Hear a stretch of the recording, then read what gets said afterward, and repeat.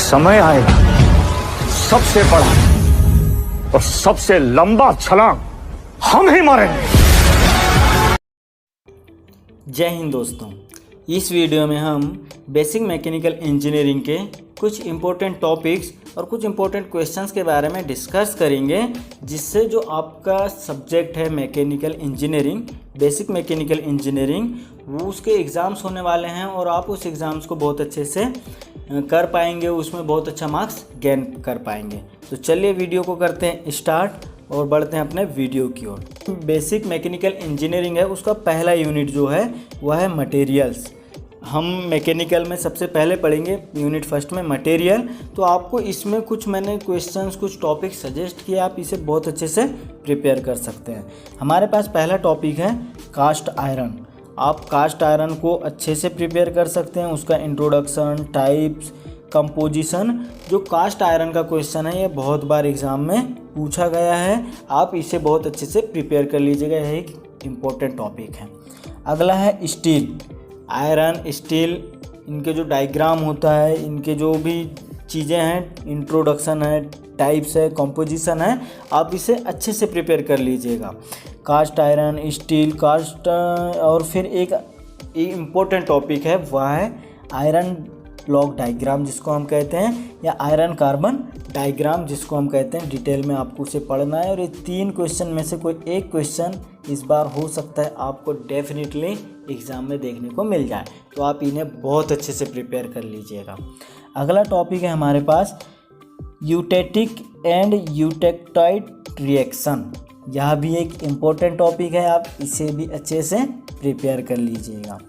और अगली चीज़ है, अगला टॉपिक है material property, like strength, toughness और फटीग, ये इसकी प्रॉपर्टीज़ होती हैं। तो आप जो मटेरियल प्रॉपर्टीज़ है, आपकी यूनिट का ही नाम है मटेरियल, फर्स्ट यूनिट ही है मटेरियल, तो आप मटेरियल से रिलेटेड सब कुछ पढ़ लीजिएगा। मटेरियल क्या होता है, मटेरियल के टाइप्स क्या होते हैं, इनकी प्रॉपर्टीज़ क्या होती हैं, बहुत सी चीज़ें हैं, तो आप इन्हें अच्छे से प्रिपेयर कर लीजिएगा। हो सकता है बहुत बार यूनिट के नाम से क्वेश्चन पूछ लेता है, what is material and it's property and it's classification, ऐसा पूछ लेगा। तो आप प्रिपेयर रहिएगा कि आपको कोई भी क्वेश्चन फर्स्ट यूनिट से पूछे, आपसे चूके ना, आप उसे अच्छे से कर लें।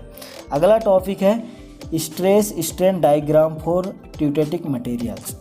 यह भी एक बहुत ही इम्पोर्टेंट टॉपिक क्वेश्चन है, आप इसे बहुत बार प्रैक्टिस कीजिएगा। कार्बन आयरन डायग्राम और जो ये वाला है आपका स्ट्रेस स्ट्रेन डायग्राम, ये 2 बहुत बार एग्ज़ाम में पूछा गया है, तो आप इन्हें बहुत अच्छे से तैयार कीजिएगा। अगला है स्ट्रेस स्ट्रेन क्या होता है, शॉर्ट नोट में पूछ सकता है, तो आप इसे भी तैयार कर लीजिएगा। जब इसका डायग्राम याद करेंगे, इसके बारे में पढ़ेंगे, तो आप इसके बारे में पढ़ लीजिएगा कि स्ट्रेस स्ट्रेन क्या होता है। अगला है हुक्स लॉ, बहुत बार हुक्स लॉ पूछ लिया गया है, तो हुक्स लॉ भी आप इसे प्रिपेयर कर लीजिएगा, कई बार शॉर्ट नोट में भी हुक्स लॉ पूछ लेता है। अगला है hardness and its test. Hardness क्या होता है और इसे कैसे टेस्ट करते हैं, इसके टेस्ट क्या हैं, तो आप इसे भी अच्छे से प्रिपेयर कर लीजिएगा। हमारी यूनिट 2 है मेजरमेंट एंड प्रोडक्शन इंजीनियरिंग। आप इसे अच्छे से प्रिपेयर कीजिएगा। यूनिट 2 से भी सॉलिड क्वेश्चन आते हैं, बहुत ही अच्छे क्वेश्चंस आते हैं।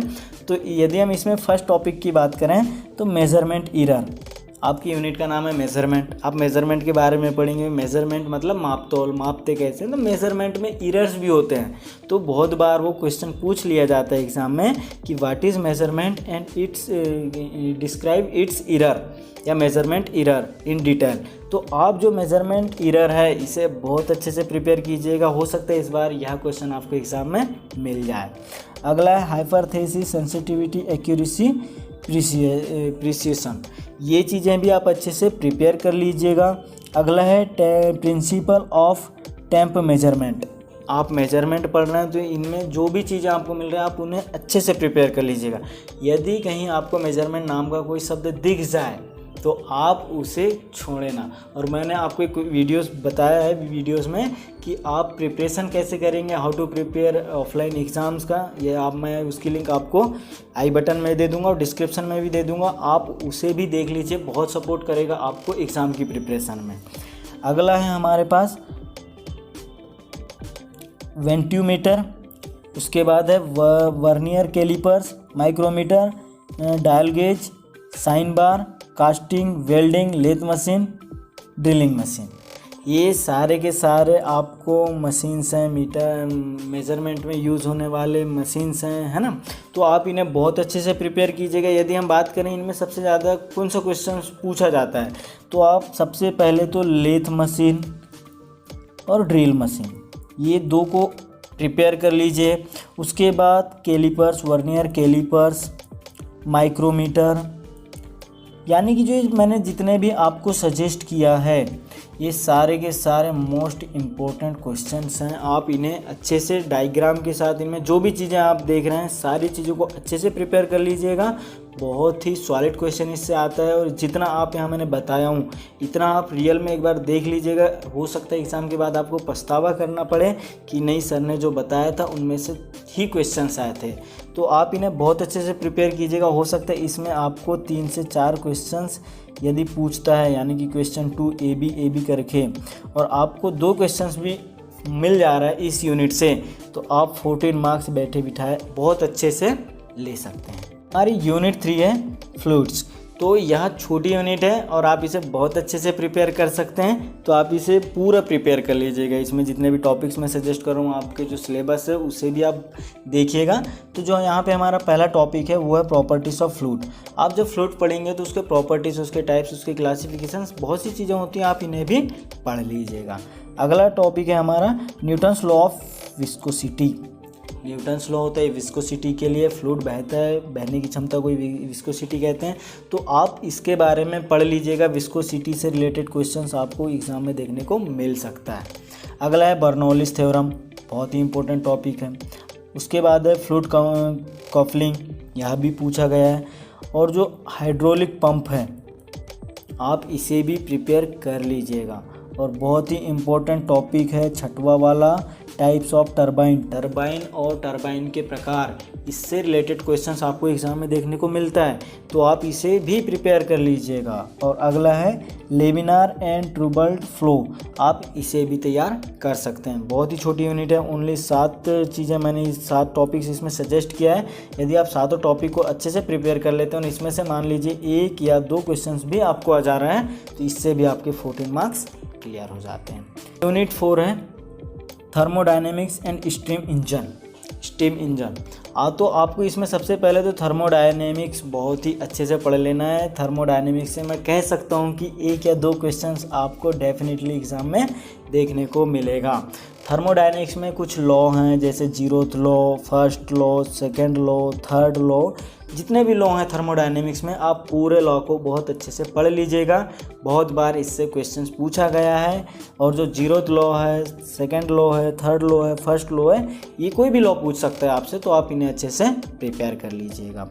अगला है क्लासिफिकेशन ऑफ बॉयलर।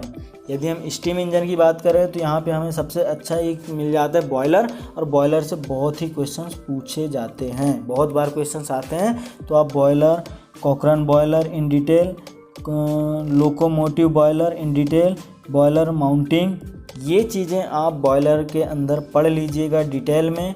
और ये क्वेश्चंस भी बहुत इंपॉर्टेंट है, हो सकता है एग्ज़ाम में देखने को मिल जाए। अगला है drops and properties of steam, कि जो हमारा स्टीम है उसके प्रॉपर्टीज़ क्या हैं। आपकी यूनिट के नाम है, तो आप यूनिट के नाम तो सबसे पहले पता कर लीजिएगा, पढ़ लीजिएगा इनके बारे में। थर्मोडायनेमिक्स क्या होता है, स्टीम क्या होता है, स्टीम इंजन्स क्या होते हैं, इनके प्रॉपर्टीज़ क्या हैं, इनके क्लासिफिकेशंस क्या हैं। आपको यूनिट के नाम के पर तो सब कुछ बेसिक्स पता होना चाहिए। फिर उसके अंदर के टॉपिक्स हैं तो इन्हें आप बहुत अच्छे से पढ़ सकते हैं। आपकी यूनिट 5 है रेसिप्रोकेटिंग मशीन्स। तो आपको इसमें क्या पढ़ना है, प्रिंसिपल ऑफ स्टीम इंजन। हमने यूनिट 4 में भी स्टीम इंजन पढ़े, यहाँ पे भी तो इसके प्रिंसिपल्स को पढ़ना है। Parts of steam engine, steam engine के प्रिंसिपल और इसके पार्ट्स को पढ़ना है। अगला है पीवी डायग्राम, आप इसे बहुत अच्छे से पढ़ लीजिएगा, इससे ये क्वेश्चन बहुत बार एग्जाम में मिलता है, PV diagram of steam engine. अगला है साइकिल, ये 3 साइकिल्स आपको दिख रहे हैं, Carnot cycle, Otto cycle, diesel cycle. इसमें से कोई एक क्वेश्चन एग्जाम में पूछ लेता है, तो आप इन्हें भी अच्छे से प्रिपेयर कर लीजिएगा। और अंतिम है न्यूमेरिकल ऑन साइकिल। आपको अभी तक मैकेनिकल में मैंने कोई भी न्यूमेरिकल नहीं बताया, लेकिन यूनिट 5 में जो साइकिल है, साइकिल पर न्यूमेरिकल पूछ लेता है, तो आप मैकेनिकल में अपने अकॉर्डिंग कुछ न्यूमेरिकल्स भी प्रिपेयर कीजिएगा, ताकि यदि आपको एग्ज़ाम में कोई भी न्यूमेरिकल्स पूछता है तो आप उसे कर पाएँ। यदि मैं बात करूँ टिप्स की कि आपको कैसे करना है कि आप बहुत इजीली बीएमई का एग्ज़ाम निकाल सकते हैं, तो आपको सबसे पहले unit first, unit second, unit third, यदि आप बहुत अच्छे से प्रिपेयर करना चाहते हैं, या यदि आप पीछे से करते हैं तो unit fifth, unit fourth, unit third, मतलब कोई भी 3 यूनिट आपको बहुत अच्छे से प्रिपेयर करना है। यदि आप यूनिट थर्ड तक पहले से अच्छे से प्रिपेयर करते हैं तो यूनिट फोर्थ और यूनिट फिफ्थ के सिर्फ ऐसे क्वेश्चंस पढ़िएगा जिनके आने के ज़्यादा चांसेस होते हैं। आप इसके लिए प्रीवियस ईयर क्वेश्चन पेपर की मदद ले सकते हैं। यदि आप पीछे से फिफ्थ यूनिट, फोर्थ यूनिट और थर्ड यूनिट बहुत अच्छे से पढ़ रहे हैं, किससे कोई भी क्वेश्चन आए हम छोड़ें ना, ऐसा पढ़ रहे हैं, तो फिर आपको फर्स्ट यूनिट और सेकेंड यूनिट से सिलेक्टेड क्वेश्चन पढ़ रहे हैं। जैसे कि फर्स्ट यूनिट में यदि हम बात करें तो कार्बन डायग्राम है, कार्बन आयरन डायग्राम हुआ, स्ट्रेस स्ट्रेन डायग्राम हुआ, फिर उसके बाद जो मटेरियल्स हैं उनकी प्रॉपर्टीज़, ये सिलेक्टेड क्वेश्चन है। यूनिट सेकेंड में आपको लेथ मशीन, ड्रिल मशीन, ऐसे जो भी हैं आपको ऐसे सिलेक्टेड क्वेश्चन पढ़ना होगा। लेकिन यूनिट थर्ड, फोर्थ, फिफ्थ बहुत अच्छे से पढ़नी होगी। यदि आप इधर से सिलेक्टेड क्वेश्चन नहीं पढ़ते हैं, फोर्थ और फिफ्थ यूनिट से सिलेक्टेड क्वेश्चन पढ़ते हैं, तो फिर आपको unit first, unit second, unit third बहुत डीपली पढ़ना होगा। मतलब कि आप 3 यूनिट कहीं से भी बहुत डीपली पढ़िएगा और ये 2 यूनिट नॉर्मल पढ़ेंगे भी तो आपका काम चल जाएगा और आप पासिंग मार्क्स 22 मार्क्स ईजिली